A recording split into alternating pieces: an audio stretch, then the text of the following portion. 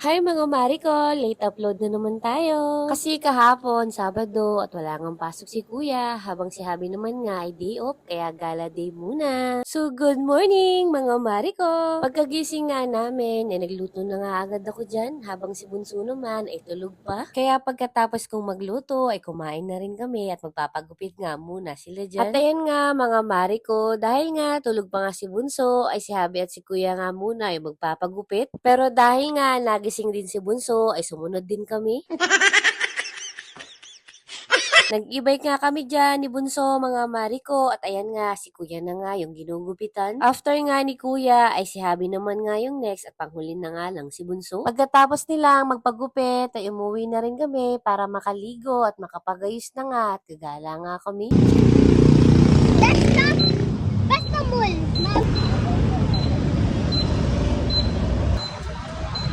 At ayan na nga mga Mariko, umalis nga saglit niyan si Habi at may bibili nga lang daw. Kaya habang wala pa nga si Habi ay binihisan ko na nga sina Kuya at Bunso. Inayos ko na rin dyan mga Mariko yung shoes nila. Ako rin nga mga Mariko ay nagayos na rin para nga pagbalik ni Habi ay ready na nga kami. At ayan nga mga Mariko, pagka-uwi nga ni Habi ay may dala na nga siyang laruan. Para nga daw hindi umiyak si Kuya at si Bunso. Alam nyo na mga Mariko, kahit sinabi nga natin na huwag na nga bibili at kalat nga lang. Pero kapag nakita natin na masaya sila, mga Mariko, ay okay na rin. At ayan, nung ready na kami, ay nagtaxi nga kami dyan at pumunta na nga kami sa market.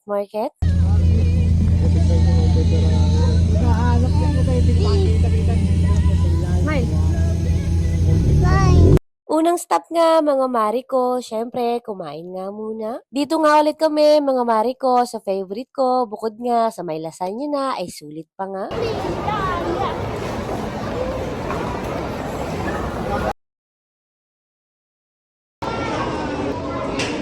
While waiting nga sa food na in-order nga ni Habi, ay naglaro nga muna si Kuya at si Bunso dyan.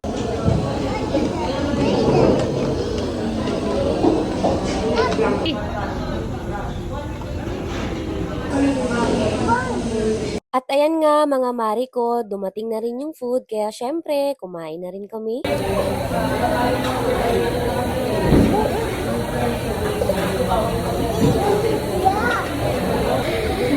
After nga namin kumain, mga Mariko, ay pumunta naman nga kami sa department store. Tumingin nga kami dyan kung meron ngang nakasale. Alam nyo na mga Mare, tipid-tipid din. Meron nga kaming nakitang short at pants nila Kuya, kaya ayan, sinukat na nga namin sa fitting room. Pero ang ending nga mga Mariko ay si Bunso nga lang yung nabilhan at medyo hindi nga kasya kay Kuya. Bukod kasi mga Mariko sa maluwag ay medyo maiksi nga. Yan na lang kasi mga Mariko yung pinakamalaki na size. At ayan, picture muna tayo. Hindi pwedeng mawala yan. Char!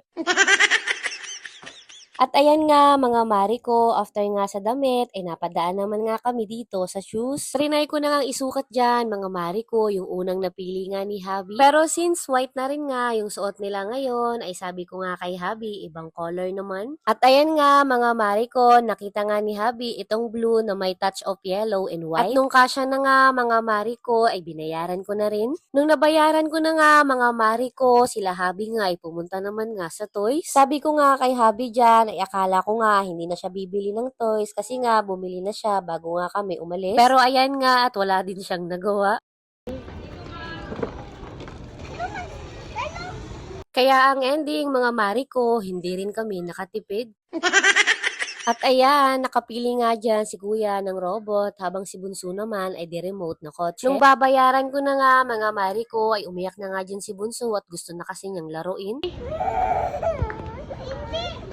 Kaya ayan, bumili muna kami dyan ng donut para nga good mood na ang lahat. At nung nakabili na nga dyan si Habi ng donut ay umuwi na rin kami. At ayun na nga, dito na nga nagtatapos yung gala namin. Nakakapagod pero sulit kapag kasama ang pamilya. See you on my next Mami Ganap. Don't forget to like and comment. Bye! Mami, paano tayo? Mami, hindi mo na ako kaya